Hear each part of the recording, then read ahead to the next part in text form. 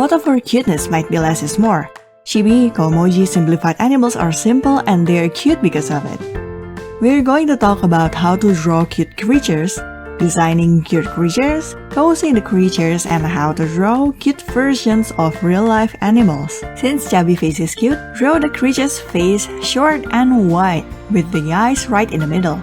Nose and mouth are close to the eyes, leaving a little chin area. You can puff the cheek for a cuter impression. Make sure there's enough room to add decorations to the crown, cheek, and chin. There's a wide range of cute faces, but the cutest might be the most expressive. Just take Komoji for example. You can tell what's going on just from simple dots and lines. Try adding simple expressive faces to everything and turn them into cute creatures. It works well with 3D objects and photographs too. Use white border effect to make the face pop. The size of eyes, nose, and mouth depend on your preference. Nose and mouth can be optional. In real life, animals' eyes has no visible sclera. Human is the only animal with that visible. You can choose to draw irises on animal eyes or add sclera to your design, it's up to you. For animals that have muzzle or beak, draw it shorter than the real-life version. If the muzzle already short like pugs, just let it be. Try using 1:2 ratio for head and body at most. It looks good for almost every realistic cute creature. 1:1 for chibi version and 1 to less than 1 for baby animals. For animals that has short and normal length neck, it's preferable to not draw it at all. The idea is the neck is so short that it's not visible. For animals with long necks such as giraffe, draw the neck shorter compared to its real-life counterpart. Size doesn't really matter for other body parts such as limbs, tails, ears, horns, fins, and so on. You can draw it in any size you see fit. Add enough details to make the creature identifiable, but not too much it overwhelms the cuteness. Stylizing creatures into something that doesn't really look like the real-life counterpart can only work if the creature is familiar to the viewer. See these three for example.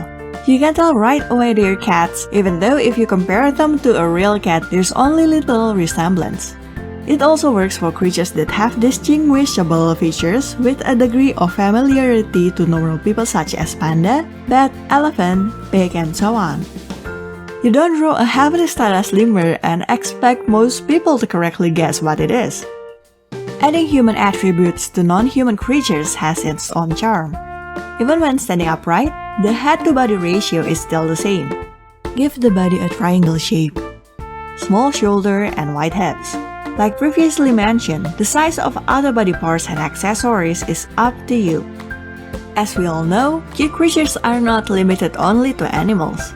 Not only you can turn existing items into cute creatures by adding cute faces, you can also apply what we have learned so far to create our own unique creatures.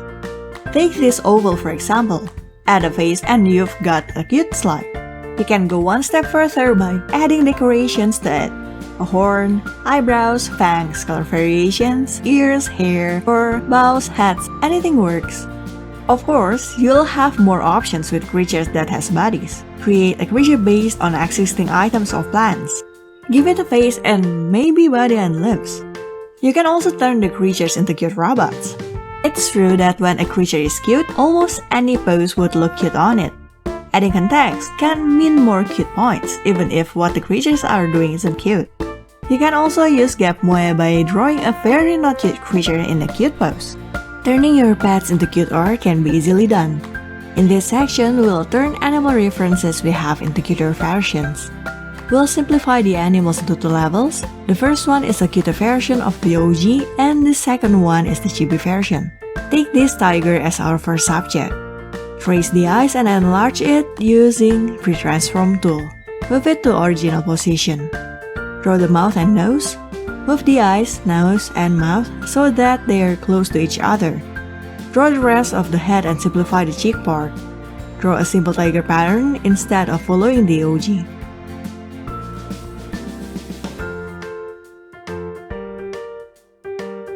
Trace the body.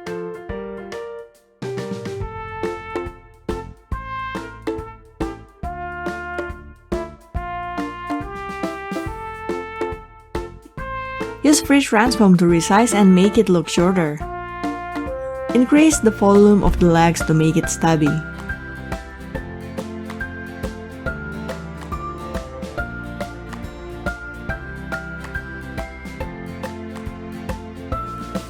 Draw a simple tiger pattern instead of following the OG. For chibi version, draw the eyes round at first, draw the body simply, making it look stubby, then resize with free transform. The rest of the steps is similar to the other version. I drew some fluffy hair near the ears and changed the eye shape to resemble the OG more. The tiger's face is in front view and it's tall. Let's draw a running corgi in side view for a change. The steps are similar. Enlarge the eye and nose, trace the head and body, then use free transform. Skip drawing the teeth to make it look friendlier, shorten the muzzle, and add more fluff. This time I based the chibi version on the simplified version. Draw the eye with an oval, trace the head, make the mouth smaller, make the legs simple and stubbier. Resize the body, add fluff. Make the nose bigger, then shorten the muzzle. The same steps can be used on smaller mammals like hamsters.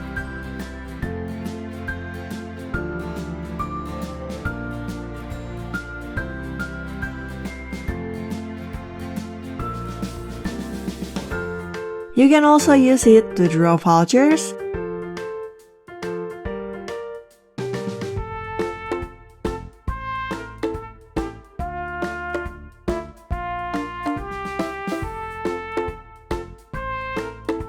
penguins,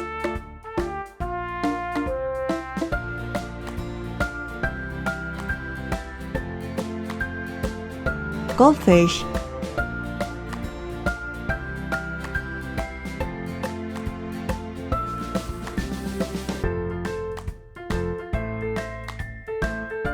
snakes,